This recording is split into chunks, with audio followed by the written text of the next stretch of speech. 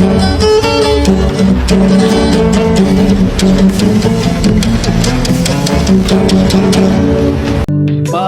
kanino ba ang batas na sinasabi nila?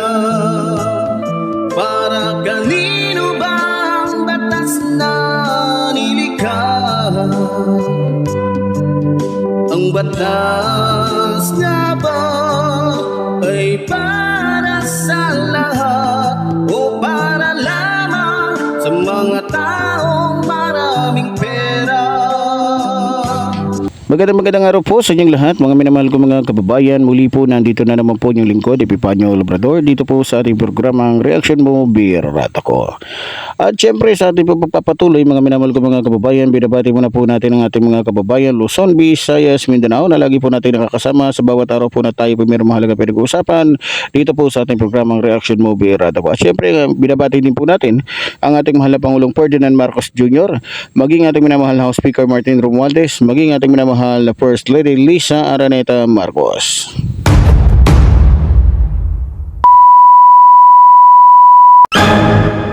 Okay, ang oras po natin ngayon ay ganap ng alas 10:30 ng umaga, araw po ng Huwebes, April 17, taong kasalukuyan 2025. Okay, sa araw po ito mga minamahal ko mga kababayan ay pag-uusapan po natin ito pong pinalabas ng dalawang tolongges na babae na video na kung saan ay nagiging usap-usapan po ngayon ang ating mga kasama mga vloggers, no? So, sa video ito, makikita ninyo may katolonggesan na naman pong ginagawa. May kasinungalingan na naman pong ginagawa. Syempre, wala naman ibang gagawin tong dalawang ito kundi puro paninira. Kasi yan na lang naman po ang magagawa nila. Baka sakaling mapaniwala pa nila ang taong bayan sa kanilang mga katarantaduhan. Dahil alam naman nila na mas maraming naniniwala sa ating mahal na Pangulo, lalong-lalo na sa kanyang ginagawa, na kabutihan, unang-una sa mga Pilipino. So, para po maintindihan natin mga minamahal ko mga kababayan, ito panoorin po natin yung bidyong gusto ko pong bigyan natin ng reaksyon sa araw nito. Bumwelta ang Malacanang sa inilabas sa campaign video ni Senator Amy Marcos kung saan formal siyang inendorso ni Vice President Sara Duterte. Sa video, itim ang kulay na nire-representa ni Senator Amy na simbolo raw ng pagiging madilim ng bansa ngayon dahil sa anilay kawalan ng hustisya at kagutuman. Ayon kay Palace Press Officer Undersecretary Claire Castro, hindi gusto ni Pangulong Bongbong Marcos ang mga ganitong klase ng negatibong kampanya, lalo na kung fake news.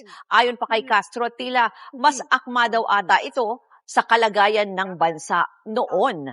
Pag sinabi natin na itim ngayon ang kulay, mas madidescribe siguro natin nung nakaraang administrasyon na sobrang itim at ngayon ay papaliwanag sa panahon ng kasalukuyang administrasyon. Hindi man ganun pakaputi, pero patungo na doon. Kahapon nang ilabas si Senator Amy ang campaign ad, ilang araw matapos niyang i-anunsyo na humalas na siya sa alyansa para sa bagong Pilipinas ng administrasyon. Wala pang pahayag dito ang alyansa. So yun mga kababayan, nakita nyo na naman yung kabalbalan nitong dalawa. Biro mo gumawa ng isang video, tapos tingnan nyo yung pagmumuka, tingnan mo yung mukha ni Amy Marcos dito. Diba? Kita mo yung ilong, parang ilong ng pokpok, parang ilong ng isang babaeng hindi makontento sa kapangyarihan, parang ilong ng isang babaeng hindi makontento sa kayamanan. Yan po yung uri ng pagmumuka na hindi po natin pwedeng pagkatiwalaan. Dahil unang-una, tulad po ng sinabi ko, kung nagawa niyang traidorin, kung nagawa niyang magtaksil sa mismong kapatid niya, tayo pa kaya mga Pilipino na hindi niya kaano-ano? Sige nga, kung buhay po ngayon ang ating mahal na Pangulong Ferdinand Marcos Sr., baka hindi lamang po 100 sampal ang matanggap nito, o baka hindi lang 1,000,000 sumbat ang marinig nitong ni Amy Marcos o ni Amy Lacson sa kakapalan ng pagmumukha nito. Baka sabihin ng ating mahal na Pangulo, inalagaan kita, pero anong ginawa mo sa anak ko? Itinuring kita na parang tunay kong anak. Tapos ngayon, yung kapatid mo na tinuring ka din na parang tunay na kapatid o higit pa sa kapatid, kinalaban mo, sinisira mo, binababoy mo, winawalang iya mo. Baka sabihin ng ating Pangulo, Ferdinand Marcos Sr., ang kapal na mukha mo. Ngayon sabihin niyo sa akin mga kababayan, tama ako hindi? Alam niyo mga kababayan, delikado tong babaeng ito. Yung pagmumukha nito na mukhang luka-luka, mukhang bruha. Kapag ito ay nagkaroon ng kapangyarihan, katulad ng kapangyarihan na hawak-hawak po ng ating mahal na Pangulo, delikado tayo. Dahil niloloko tayo ng harap-harapan. Ginagago tayo ng harap-harapan. Tama po yung sinabi ng tagapagsalita ng palasyo. Tama ang sinabi ni Attorney Castro na kung madilim noon o ngayon, hamak naman na mas madilim noon. Paano niya nasabi? Kahit hindi brownout noon, nagmumukhang brownout. Bakit? Nandidilim yung paningin ng mga tao sa gutom. Nandidilim yung paningin ng mga tao sa takot. Nandidilim hindi lamang yung kaisipan ng mga tao, kundi pati yung kanilang mga pangarap na kung saan malabo nang matupad. Ngayon, nakita nyo naman, kung noon hindi nakakapagtrabaho ang mga Pilipino, pero ngayon malaya na. Kung noon hindi nakakalabas ang mga Pilipino, ngayon nakakalabas na. Kung noon ang mga Pilipino ay nawawalan na ng pag-asa, ngayon buhay na buhay at mayroong pag-asa. Ngayon, anong sinasabi nitong dalawa, lalong-lalo na itong isang babae na talagang sobrang kupal, katulad dito ni Mary Grace Piatos? Tingnan nyo mag-arte yung dalawa. Talagang grabe sila umakting mga kababayan. Gusto nilang paniwalayan ng taong bayan na mas maitim ang panahon ngayon kaysa noon. Tingnan nyo kung gaano kagarapal, gaano kasiraulo, gaano kagago, gaano kabangag itong dalawang babaeng ito. Ngayon, Sara Duterte, makinig ka sa akin, kang kupal ka. Huwag ka nang mag-inarte. Ang unahin mo, huwag yung puro paninira. Ang unahin mo, sagutin mo muna kung nasaan yung bilyon-bilyon, trilyon-trilyon na ninakaw ninyong mga Duterte. Lalo na yung issue mo tungkol sa DepEd at sa Office of the Vice President, na kung saan ang dami mong ginawang pagnanakaw, gaga ka. Baka nakalimutan mo, Sara Duterte, na balot, hindi lamang sa takot yung mga Pilipino noon. Balot na balot ang bansang ito sa kadiliman dahil ang nagahari, demonyo. Baka nakalimutan mo yan, Sara Duterte.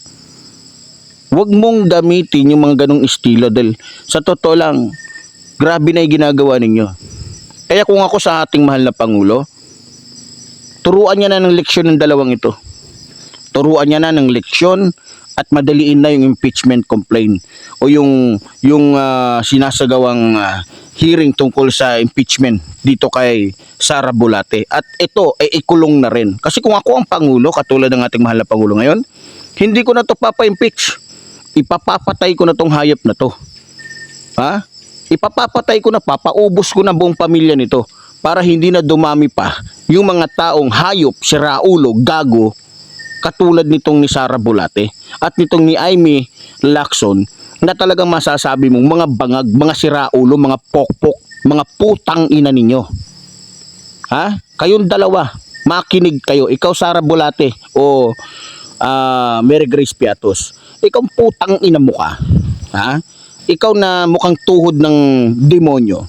At ikaw naman, Amy Marcos, na mukhang ano ba pwede kong iano dito? Mukhang libag ng demonyong di naliligo. Makinig kayong dalawa. Kung ako sa inyo, umalis na kayo sa bansang ito. Dahil ang ginagawa ninyo ay puro panloloko, puro panggagago. Alam namin, nakabado na kayo. Dahil walang mananalo. O kung may manalo man, siguro tsamba na lang. Walang mananalo sa mga ini-endorso ninyo na maging senador. Dahil alam ng mga Pilipino na yung mga yan ay gagamitin lamang ninyong mga aso o tuta na magiging sunod-sunuran sa mga kagustuhan ninyo. Naintindihan ninyong dalawa? Muli sasabihin ko sa inyong dalawa, mga putang ina ninyo. Oo nga pala, nakalimutan ko. Hindi ko nga pala pwedeng idamay dito yung ginagalang at minamahal nating dating First Lady Imelda Marcos. Pasensya na po kayo, madam. Hindi po nais ng yung lingkod na idamay kayo. So sige, ganito na lang. Putang ina mo, Sara. At dito naman kay Amy Lacson, gago ka. Nakita nyo mga kababayan, di ba? Gusto nilang palitawin na madilim ang Pilipinas ngayon, nababalot ng dilim dahil sa wala daw hustisya at gutom na gutom daw ang mga Pilipino. Gutom na gutom daw ang mga Pilipino. Pinapaniwala nila tayo sa malaking kasinungalingan. Kung may gutom ngayon, siguro sa 100% is 1% lang. Kesa nung panahon ni Rodrigo Roa Duterte na dahil sa gutom, maraming nagpapakamatay. Sara Duterte, papaliwanag ko lang sa'yo. Papaalam ko lang din sa'yo na walang 30,000 pinapatay o pinapapatay yung aming Pangulo.